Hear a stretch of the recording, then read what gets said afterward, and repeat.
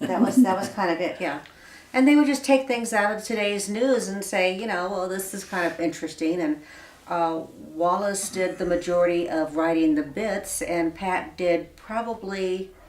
They all wrote bits to say, but Wallace did the majority of them. But Pat would come on based off of what was going on, and he'd ad lib for probably the first 30 seconds to a minute, and then go into whatever the skit was going to be. A lot of improvisation. A lot of improvisation. You played off of each other. Oh, very much so. Did you see each other away from work? Very rarely. In fact, you just reminded me of how rarely. Duffy, I don't even know whether you remember the dinner. I think it was the 35th anniversary of the show, and Duffy said, "Why don't we take everybody to dinner?" And I said, "Why?"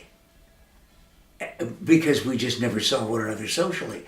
We saw one another every day. Yeah, it was the 30th anniversary. And the personal appearances on the weekend, so it was virtually 7 days a week. Never got tired of one another. But Ladd lived in one part of the valley, Wallace lived in another, and I lived in another. We had three totally different lifestyles. And so Duffy said, let's go to the Wrigley Mansion. That's right. Let's go to the Wrigley Mansion. And I don't think that Wall and Ladd had been there before, which was kind of fun. Yeah. And we had one of the private rooms Duffy arranged for us to celebrate each other. Yeah. The wives and the guys. And just talk about, all of the things that go on and the funny things and laugh and, just be yourselves away from cameras, away from, having to do anything away from people coming up to you. Can you imagine 30 years together, though, and maybe having dinner together 3 times that I ever remember? That's the only one I remember, but I threw in a couple of others. You had dinners together, just the three of you, whenever they were, in between shows and so forth, especially on weekends. So they would stop and they'd have a hamburger or they'd do whatever. So between Winslow and Globe, we did personal appearances all over the state. Sure. You traveled a lot. And see, but that was what was great about this. There are no local kid shows anymore. No. So you have syndicated shows, you have animated shows, but kids can't go to the local burger place and go to the parking lot and have a stage set up and all of a sudden be entertained live by the 3 guys or by the person that is the cartoon announcer. Yeah, how fabulous. Yeah. Was there ever any controversy about the show? Well, I think that Duffy's laughing because there was always controversy in that we always tended to, with satire, just do this a little bit at some of the people who were a bit Stuffy? full of themselves. Right. Were you playing to the parents also of the kids? 'Cause Sure. a lot of it went over the children's heads. But no, everybody says that, but the only everybody that does say that are the adults. Kids they never got said it. somehow. Kids never said it They because, loved it. well, because a 10-year-old sees Captain Super as that big red cheese that promises he's going to do some big feat of strength and doesn't come off. They always And that- expected the behavior. Yes. Yes. And then a 12 or 13-year-old who would still be with us would say, wait a minute, that's like my Uncle Murray comes over to the house on holidays and says, did I give you that 20, by the way, on your birthday? I'll catch you next time. That guy. There's never a next time. That's right. And then high school kids and college kids began to recognize Captain Super as very much like some of the people that Mom and Dad voted for. Yeah.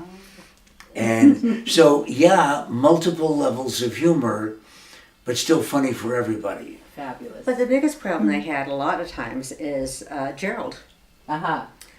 Because of moms would get upset because Gerald was such a little Stinker. Brat. Brat, thank you.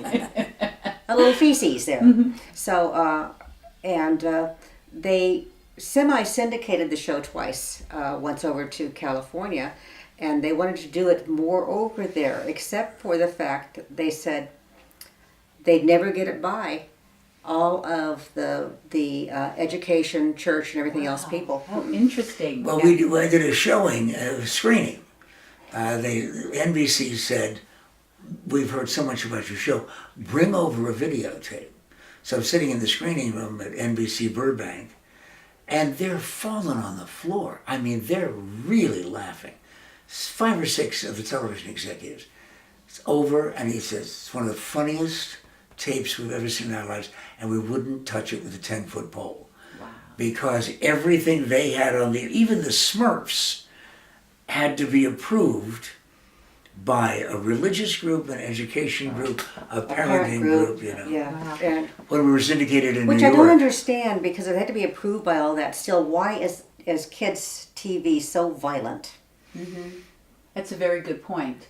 It's one of the things that bothers me the most. Yes, Right, and when you're think so. talking about kids' movies. Right. The Avengers and Yeah. all the superhero things. Always fighting. When we did the show for New York, taped it here, sent a special tape to New York every day for the New York kids.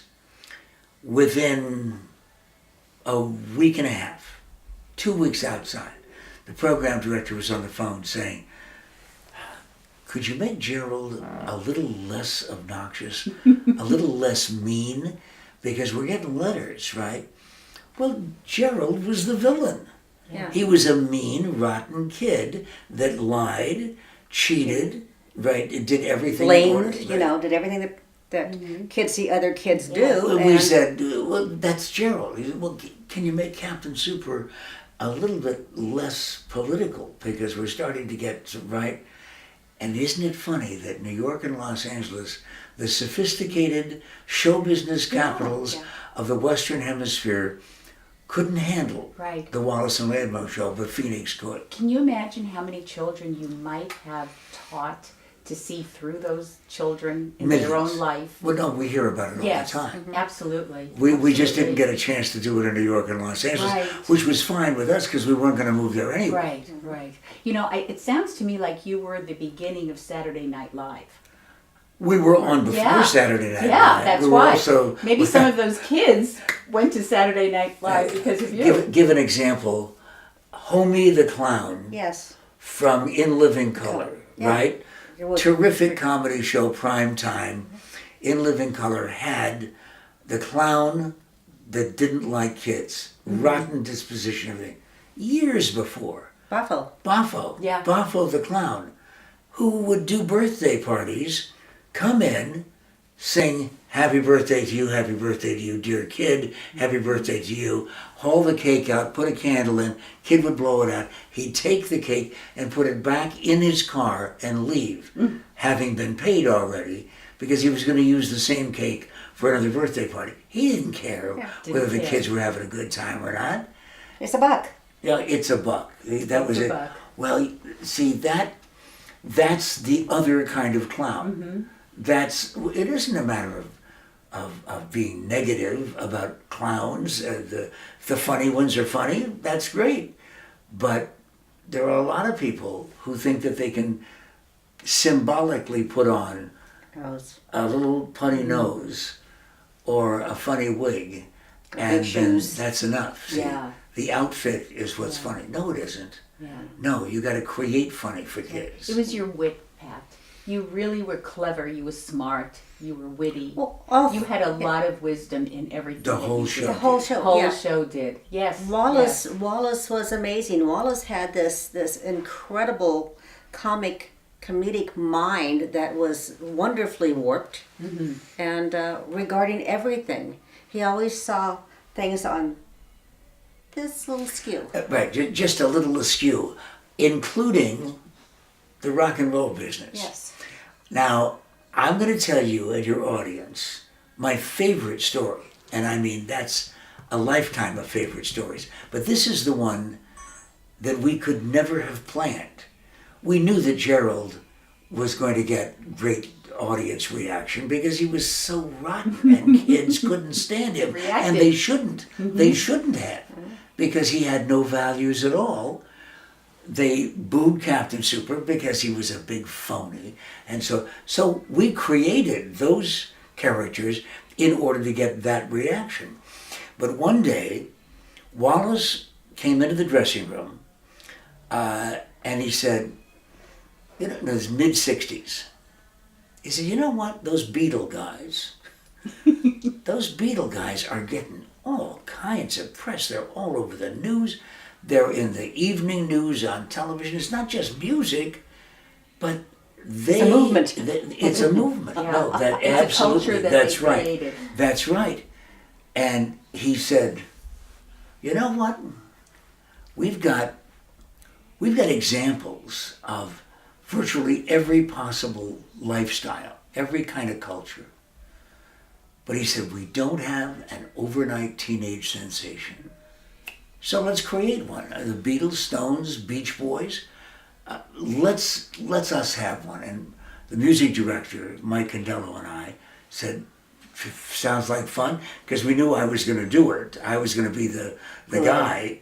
He was going to be my lead guitarist, however it happened. And we said, when do you want to do it? He said, well, tomorrow. Because it's an overnight teenage sensation. Yeah. And in order to be credible, it has to be. And you have to write a hit by tomorrow. Oh, wow. And Mike's going, oh, okay, I'll get right on it, you know. So, and you can see in some of the pictures here, the creation that became Hubcap, Hubkapp, and the Wheels. Here you are. Hubcap Yeah. and the Wheels, right. And originally Wallace said, well, how about we call them Hubcap and the Tire Slashers? And then we said, no, that's No, a that's little a little too much. No, because Hub was going to be a really sweet guy. We created a biography from Cotton Corners, Tennessee. And he was going to be an overnight teenage sensation. In other words, nobody ever heard of him before, but he's willing to accept stardom now. Yeah. So the next day, in a costume that we created with a black bouffant wig, eyebrows, all of a sudden, after Wallace says, we've got a really big surprise for you. A friend of ours discovered a young musician in Cotton Corners, Tennessee, and we convinced him to come out here to Phoenix, Arizona, to entertain you, the Wallace and Ladmo audience. His name is Hubcap, and his band, The Wheels. Ladies and gentlemen, for the first time on television anywhere, here's Hubcap and the Wheels. And we went on, and at that time we were doing Little Richard stuff, and we were doing a broad range of rock cover songs that had already been hits. But one day, because a couple of people had said, well, why don't you make a record? And so we wrote a song in 4 minutes called Work, Work. Work, work's a dirty word, the dirtiest word I've ever heard. And we recorded it for fun. Maybe 16 people, we thought, would maybe want to get the record from the Wallace and Ladmo show. It became the #1 record on the charts, beating out the Beatles. Oh my goodness. Here in Phoenix. Which is exactly what we said. What? What? No, see, look. And everybody knew it was Pat. See, that's the interesting In fact, thing. I hope you got royalties on that. Well, yeah, because it actually became far more interesting. in 1999, Ben Tyler wrote a play. Ben had been with a group called Repertory and was on the show. But after it was all over, because the last day of the show was December 31st, 1989, so as of 1990 it was no longer in the air.